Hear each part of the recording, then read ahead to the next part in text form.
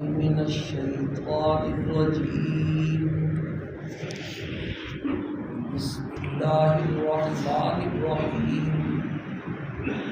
ليس البر أن تولوا وجوهكم قبل المشرق والمغرب ولكن البر من آمن بالله واليوم الآخر والملائكة والكتاب والنبيين وآتى المال على حبه ذوي القربى واليتامى والمساكين وابن السبيل والسائلين وفي الرقاب وأقام الصلاة وآتى الزكاة والموفون بعهدهم إذا عاهدوا والصابرين في البأساء والضراء وحين البأس أولئك الذين صدقوا وأولئك هم المتقون.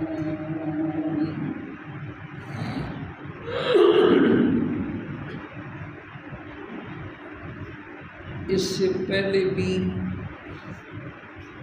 یہ مضمون بیان ہو رہا تھا کہ اللہ کے نیک بندوں کی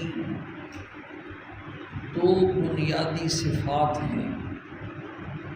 ایک ان کے دلوں میں خوف خدا ہوتا ہے اور دوسرا ان کے دلوں میں فکر آخرت ہوتی ہے. یہ دو ایسی بنیادی صفات ہیں کہ جس آدمی کو یہ نصیب ہو جائیں اس کے لیے پورے دین کے سارے احکامات پر عمل کرنا خود بخود آسان ہو جاتا ہے. نیک اعمال کا اہتمام ان کے لیے جتنی محنت مشقت مجاہدہ کرنا پڑے وہ سارا آسان ہو جاتا ہے. گناہوں سے بچنے میں جتنی مشکلات پیش آئیں، نفس کو اور شیطان کا جتنا مقابلہ کرنا پڑے، یہ ساری چیزیں جس کو خوف خدا اور فکر آخرت حاصل ہو جائے یہ سارے کام اس کے لیے آسان ہو جائے. اس پر کافی عرصہ بات ہوتی رہی. اب کل سے پھر نیا مضمون شروع ہوا. تو قرآن پاک کے تقریباً 5 مقامات میرے ذہن میں ہیں جن میں اللہ پاک نے اپنے نیک بندوں کی بہت ساری صفات بیان کی ہیں. تو اگر ہم نیک بننا چاہتے ہیں اور اپنا یہ چاہتے ہیں کہ قیامت والے دن ہمارا حشر اللہ اپنے نیک بندوں کے ساتھ کرے تو پھر ہمیں وہ صفات اپنانے کی کوشش کرنی پڑے گی. تمہیدی بات کل بیان ہو چکی ہے. آج مضمون کو شروع کرتے ہیں. اللہ پاک کا ارشاد ہے کہ وہ قبلے کے مسئلے پر انہوں نے اعتراض کیا تھا تو فرمایا مشرق اور مغرب کی طرف رخ کرنا نیکی صرف اسی میں بند نہیں گئی. اصل نیکی تو یہ صفات ہیں. ان صفات کو اپناؤ گے تو پھر تم اللہ کے فرما بردار بندوں میں شامل ہو جاؤ گے. ان میں پہلی چیز جو ارشاد فرمایا وَلَٰكِنَّ الْبِرَّ مَنْ آمَنَ بِاللَّهِ وَالْيَوْمِ الْآخِرِ. نیکی اس شخص کی ہے جو اللہ کے اوپر ایمان لایا اور قیامت کے دن پر ایمان لایا. وَالْمَلَائِكَةِ اور سارے فرشتوں پر ایمان لایا. والکتاب اور ساری آسمانی کتابوں پر ایمان لایا. والنبیین اور سارے انبیاء علیہ السلام پر ایمان لایا. اصل نیکی اس شخص کی. یہ پہلی صفت بیان کرتا ہے. اس کو سمجھنے کے لیے رمضان کا پورا مہینہ الحمدللہ ایمان پر بڑی تفصیلی بات کی. لیکن کیونکہ درس میں اکثر لوگ نئے بھی ہوتے ہیں جنہوں نے وہ مضمون بھی سنا ہوتا ہے ان کے لیے عرض کرنا ہے کہ 2 چیزیں سمجھنی ہیں. دنیا میں اللہ کا نیک بندہ بننے کے لیے 2 بنیادی شرطیں ہیں اور قیامت والے دن کی نجات کے لیے بھی 2 بنیادی شرطیں. اللہ کا نیک بندہ بننے کی پہلی بنیادی شرط یہ ہے کہ بندے کے دل میں ایمان ہو.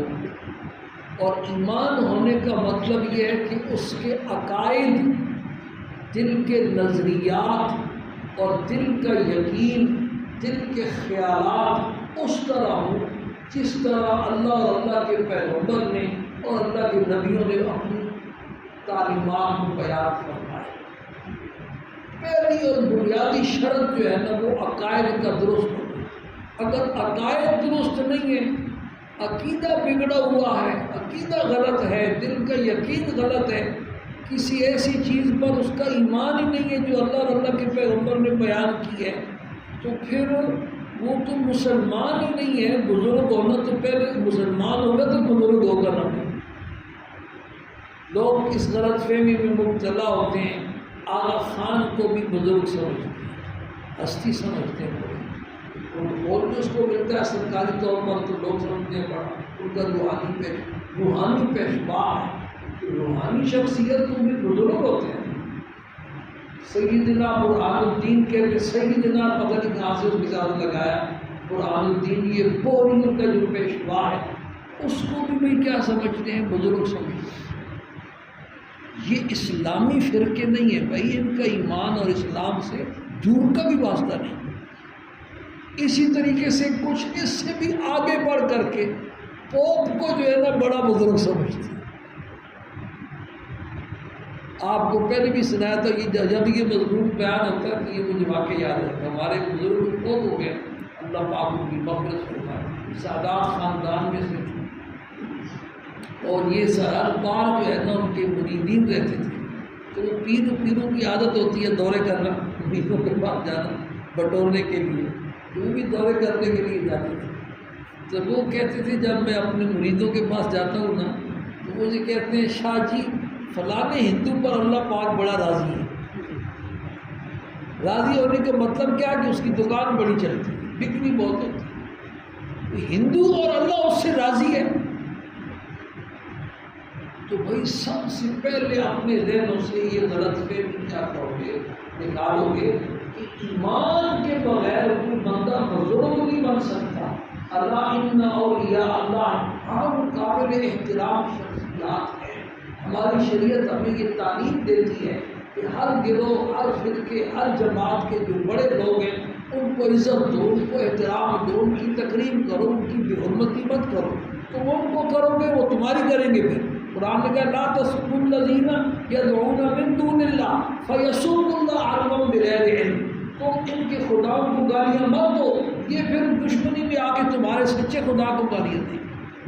تو ہم نے ان کا احترام وہ ایک اپنی جگہ پر ہے، لیکن دل میں ان کو بزرگ سمجھنا، اللہ والا سمجھنا، یہ بہت بڑی غلط فہمی ہے، اور یہ غلط فہمی ہمارے حکمرانوں کی پھیلائی ہوئی ہے۔ یہ ان کو ایسا پروٹوکول دیتے ہیں، ایسی ان کی وہ استقبال کرتے ہیں شاہانہ شان طریقے سے جیسے ان کو ہوتا ہے۔ تو بیچارے دیہاتوں میں بیٹھے ہوئے ایسے عوام خداس جو ٹی وی پہ سب کچھ دیکھتے ہیں یا اخبارات پڑھتے ہیں یا نیٹ دیکھتے ہیں، تو وہ اپنے دلوں میں سمجھتے ہیں کہ بہت بڑی شخصیت ہے اور اس کو پھر اپنانے کی کوشش بھی کرتے ہیں۔ تو بہرحال پہلی غلط فہمی تو یہ دل سے نکال دو کہ بزرگی جو ہے نا اس کی پہلی اور بنیادی جو شرط ہے ولایت کی وہ بھائی کیا ہے؟ ایمان۔ الا ان اولیاء اللہ لا خوف علیہم ولا هم یحزنون، یہ فرما کر فرمایا کون ہے اولیاء اللہ؟ الذین آمنوا، اولیاء اللہ وہ ہے جو ایمان لائے، اور ایمان سے مراد بھی صرف بھائی ایمان کا دعویٰ ہے۔ ایمان کا دعویٰ تو قادیانیوں کے مرزا ناصر کو، مرزا طاہر کو لوگ جو ہے نا پیشوا سمجھتے ہیں، ان کا پیشوا سمجھ کر کے بزرگ سمجھتے ہیں، بڑا بزرگ، شکل و صورت بھی اس کی ایسی ہے کہ شکل و صورت پر نہ جائے، اصل چیز پر۔ تو پہلی شرط ہی فرمایا الذین آمنوا، ایمان کا صرف ہو، دعویٰ نہ ہو، بلکہ ایمان کی حقیقت بھی نصیب۔ اور ایمان کی حقیقت وہ ہے جو اس آیت میں انشاءاللہ تھوڑی سی اللہ پاک نے بیان فرمائی ہے، اور حدیث جبریل میں آپ نے مکمل بیان فرمائی کتنی چیزوں پر ایمان لانا کیا ہے ضرور۔ کتنے لوگ ایسے جو فرشتوں کے وجود کا انکار کرتے ہیں، تقدیر کے منکر ہیں، جنات کے وجود کا انکار کرتے ہیں، تو ایسے لوگ عذاب قبر کا انکار کر دیتے ہیں، ایسے لوگ تو کافر ہیں۔ جو فرشتوں کے وجود کا انکار کرے وہ کافر ہے قرآن کی نص. جو تقدیر کا منکر ہے وہ بھی کیا ہے؟ کافر ہے. عذاب قبر کا انکار کرتے وہ بھی کافر ہے. آج ہمارے بخاری کے سبب میں یہ کل کے سبب میں یہ مضمون گزرا ہے. تو سب سے پہلی بنیادی شرط یہ ہے کہ بندہ کیا ہو؟ مومن ہو، مسلمان ہو، ایمان ہو، اور ایمان کا بھی صرف دعویٰ نہ ہو بلکہ ایک نمبر کیا ہو؟ ایمان. تو یہ بنیادی شرط ہے بزرگی کی. اس پر کئی دفعہ تفصیلات بیان ہو چکی ہیں لیکن چل رہا ہے. دوسری جو بنیادی شرط ہے بزرگی کی نا، موٹی سی، وہ یہ ہے کہ بندہ اللہ کا فرما بردار. ایک آدمی گناہ کبیرہ کا ارتکاب کرتا ہے، ایمان تو اس کے عقائد اس کے بالکل 100% صحیح ہے، عقائد اس کے 100% درست ہیں، جیسے مسلمان ہونا چاہیے ویسے کیا ہے؟ مسلمان ہے. لیکن گناہ کبیرہ میں پھنسا ہوا ہے، گناہ کبیرہ اس سے چھوٹ نہیں رہے. ایک ہے یا کئی ہیں، گناہوں میں پھنسا ہوا ہے. تو ایسا آدمی بھی اللہ والا نہیں ہو سکتا. بھائی اللہ والا ہونے کے لیے بنیادی شرط گناہ کبیرہ سے کیا کرنا ہے؟ بچنا ہے. جو آیت میں نے پڑھی ہے نا، اس آیت میں یہی فرمایا الذین آمنوا وکانوا یتقون. اور یہ اللہ کون ہے بھائی؟ جو ایمان لائے، وکانوا یتقون، اور وہ گناہوں سے بچتے تھے. کبھی کبھار انسان سے کبھی کوئی، انبیاء علیہ السلام معصوم ہیں، صحابہ کیا تھے؟ محفوظ تھے. باقی ہم سارے گناہ گار. کبھی غلطی ہو گئی پھر توبہ کر کے پھر اپنا بخشیدہ کر لیا، پھر غلطی ہو گئی پھر توبہ کر لی، پھر غلطی ہو گئی پھر توبہ کر لی. یہ اللہ والا، اس کی ولایت میں بزرگی میں کوئی شک نہیں. میں یہ نہیں کہہ رہا ہوں کہ ولی وہ ہے جس سے کبھی گناہ ہوتا ہی نہیں. میں یہ کہہ رہا ہوں کہ گناہ تو ہو جائے لیکن گناہ پر اصرار نہ ہو. گناہ کر رہا ہے دھڑا دھڑ پھنسا ہوا ہے گناہ میں، سرے سے نماز ہی نہیں پڑھتے اور ان کو کہتے ہیں یہ پہنچی ہوئی سرکار ہے، یہ پہنچی ہوئی سرکار ہے، یہ پہنچی ہوئی سرکار ہے، پتہ نہیں کہاں پہنچی. بعض کہتے ہیں یہ نماز پڑھتے ہیں مدینے میں، کھاتے پیتے پاکستان میں، ہندوستان میں ہیں، اور نماز پڑھنے کا جب وقت ہوتا ہے تو مدینے پہنچ جاتے ہیں. لیکن نماز ہی نہیں پڑھتا، روزہ ہی نہیں رکھتا، شکل و صورت اس کی شریعت کے مطابق نہیں ہے، لباس اس کا شریعت کے مطابق نہیں ہے، وضع قطع اس کی شریعت کے مطابق نہیں ہے. تو وہ بھلی کہاں ہو سکتا ہے؟ بہرحال یہ دو چیزیں ہوں، یہ دو بنیادی صفتیں ہیں. باقی صفات انشاءاللہ آیات کے اندر ہیں. پہلی صفت کیا ہے کہ صحیح ایک نمبر کیا ہو؟ ایمان ہو. عقائد اس کے بالکل کیا ہو؟ درست.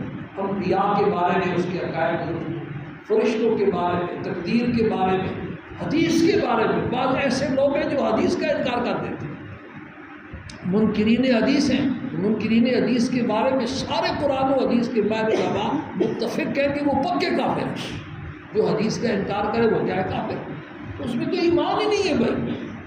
تو پہلی شرط یہ ہے کہ صحیح ایمان ہو، اور دوسری شرط یہ ہے کہ گناہ سے بچنے والا. اگر گناہوں میں پھنسا ہوا ہے تو پھر ابھی تک اس کو وہ بزرگی والا قدم اس نے اٹھایا ہی نہیں، ابھی تک چلا ہی نہیں رہا سیدھے راستے.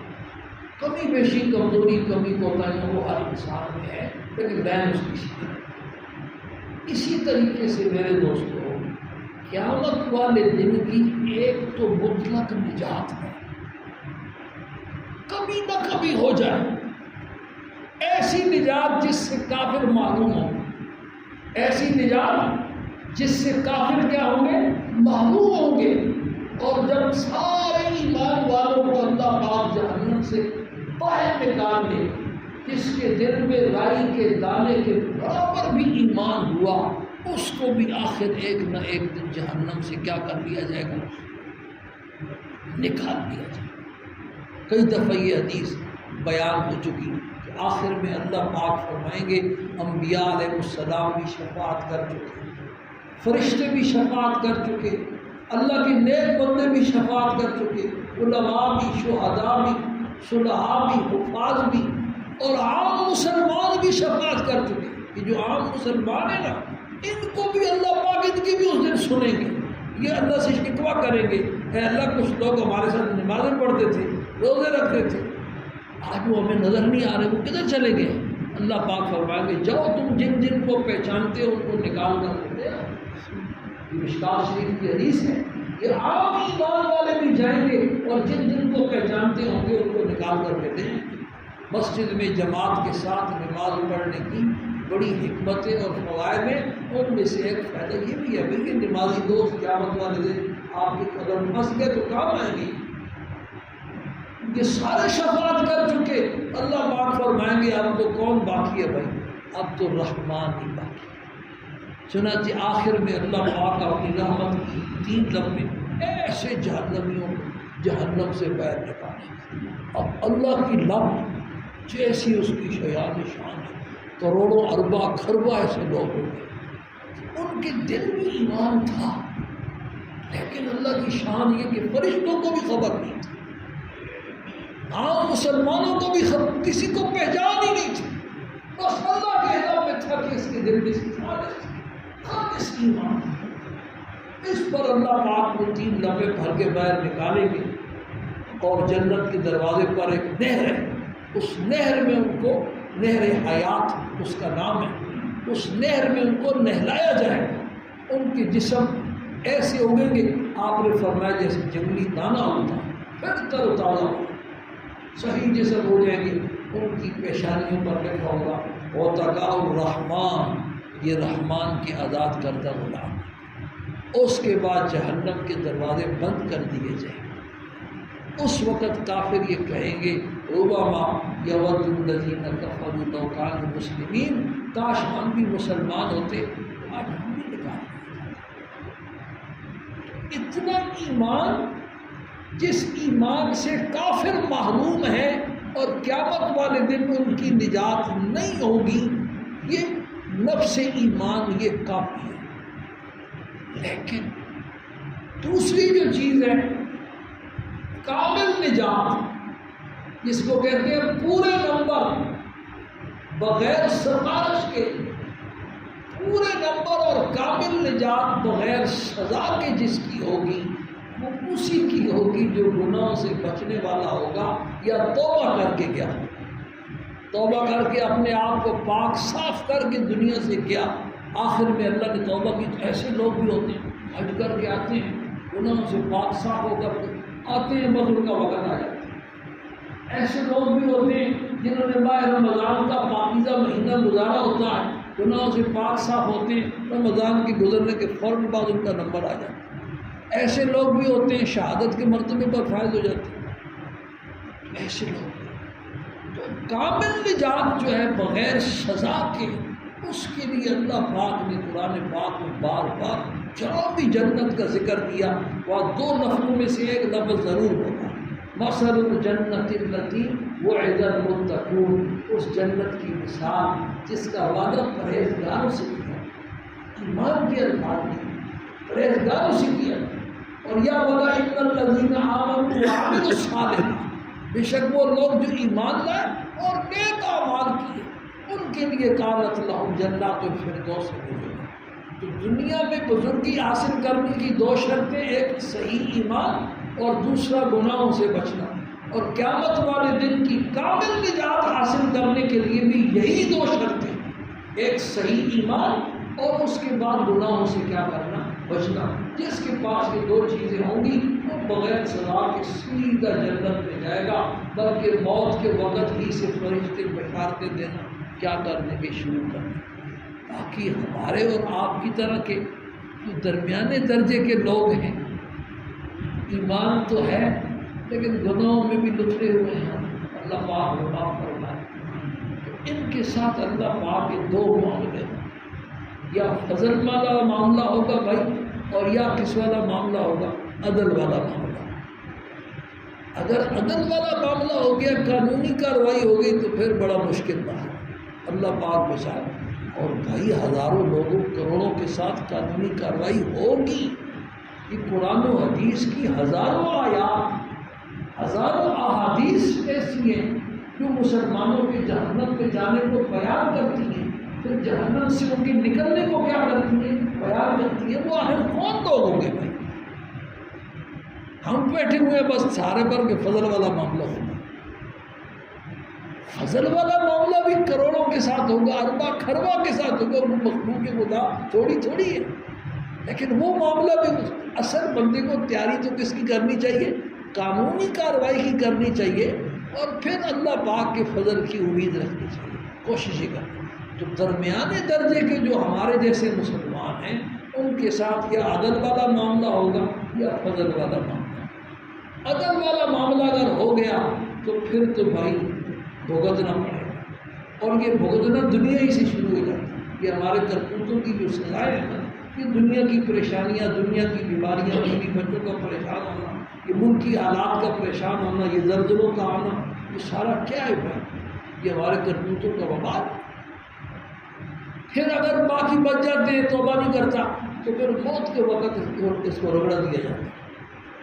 پھر بھی اگر بچ جاتے ہیں تو پھر برزخ کے عذاب سے صفائی ہوتی ہے، پھر بچ جاتے ہیں تو حشر کی سختی سے ہوتی ہے، اور پھر بھی بچ جاتے ہیں تو پھر آخری ہوتا جو ہے نا وہ جہنم کی بھٹی میں بھی کر دیا جاتا ہے۔ پتہ نہیں کتنے عرصے ہوگا، اللہ معاف۔ یہ عدل والی کارروائی ہے، اور یہ بھی اربا خربا کے ساتھ ہے، اور ایک کارروائی فضل والی بھی ہے۔ اللہ پاک اپنی مہربانی فرمائے ہم سب کے ساتھ فضل والا معاملہ فرمائے۔ فضل والا معاملہ ہو گیا تو ایسے ہم جیسے جو گنہگار مسلمان ہیں ان کو اللہ پاک بغیر سزا کے بھی معاف فرمائے۔ اس کے بھی سینکڑوں واقعات احادیث میں آتے ہیں۔ تو بہرحال آج کے بیان کا خلاصہ یہ ہے کہ بزرگی کی جو دو شرطیں ہیں ان میں پہلی شرط کیا ہے بھائی؟ ایمان۔ عیسائیوں کا موت قابل احترام تو ہے لیکن بزرگ نہیں ہے۔ اعلیٰ خان قابل احترام شخصیت تو ہوگی لیکن بزرگ نہیں ہے بھائی۔ برہان الدین بوہریوں کا جو سیدنا ہے وہ قابل احترام شخصیت تو ہے لیکن بزرگ نہیں ہے۔ اسی طرح اور جتنے کافر فرقے ہیں ان کے بڑے بڑے جو ہیں وہ سارے قابل احترام ہیں اپنی جگہ پر لیکن بزرگ نہیں ہے۔ بزرگی کے لیے اور ولایت کے لیے بنیادی شرط کیا ہے؟ صحیح ایمان کا ہونا، اور دوسری شرط کیا ہے بھائی؟ کبیرہ گناہوں سے کیا کرنا؟ بچنا۔ ہو جائے تو فوراً توبہ کر لینا، پھر ہو جائے تو پھر توبہ کر لینا، پھر ہو جائے تو پھر توبہ کر لینا، انشاءاللہ راستہ کھلا، دروازہ بند نہیں، موت تک ہی دروازہ کھلا۔ اللہ پاک ہم سب کو اس کی سمجھ نصیب فرمائے، اس کا یقین نصیب فرمائے اور عمل کی توفیق